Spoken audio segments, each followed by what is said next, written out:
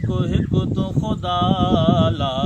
इलाहा इल्लल्लाह तोखे सूणे सजदो सना ला इलाहा इल्लल्लाह मुल्क जो मालिक हिकु तूं ख़ुदा ला इलाहा इल्लल्लाह तोखे सूणे सजदो सना ला इलाहा इल्लल्लाह मुल्क जो मालिक सिज चंड तारा उभते सुहिणा तुंहिंजे हुकुम सां चमकनि था वण टिण गुल ॿूटनि सां ज़मीन जा मंज़र मन खे मोहिनि था समुंड दरिया वहाए थो बारिश साईं वसाए थो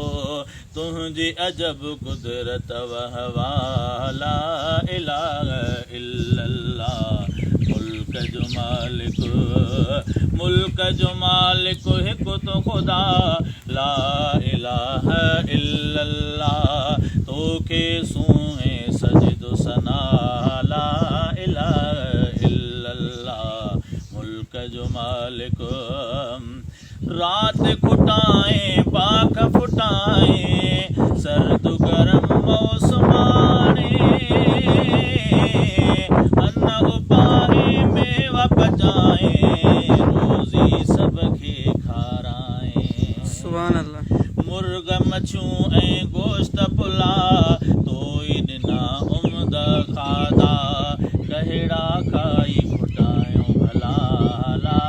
इलाहा मुल्क जो मालिक हिकु तूं ख़ुदा ला इलाहा इल्लल्लाह तोखे सूणे सजदो सना ला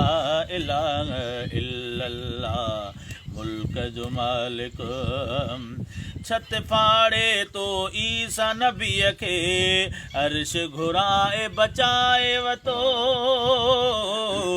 नीलम कंहिंखे निजात ॾेई तो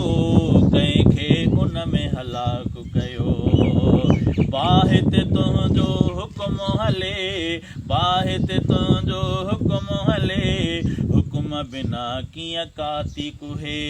कंहिंखे मजाल न हुकुम सवाला इलाहा इल्लल्लाह मुल्क जो मालिक खूह मां यूसुफ खे तो ई बचायो खूह मां यूसुफ तो ई बचायो मिस्र में पोत ख़रीद थियो क़ैद थियो ज़िंदान में सुहिणो क़ैदी वरी हाकिम तो कयो पुट जी जुदाईअ में बाबो रोंदे थी नाबीन वयो विछड़ियल से तो मिलाया मिठा ला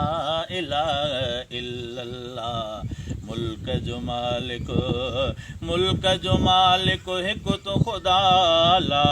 इलाहा इल्लल्लाह तोखे सूणे सजदो सना ला इलाहा इल्लल्लाह मुल्क जो मालिक तुंहिंजो वॾो एहसानो असाईं पंहिंजे दर ते झुकाए थो अशफाक अहमद सुंदड़े खां रब हमद इनातूं लिखाए थो कर तूं क़बूल मिठा परवर टूटा फूटा लफ़्ज़ अखर तुंहिंजी खपे थी सिर्फ़ रज़ा ला इलाहा इल्लल्लाह मुल्क जो मालिक हिकु तूं ख़ुदा ला इलाहा इल्लल्लाह तोखे सूणे सजदो सना ला इलाहा इल्लल्लाह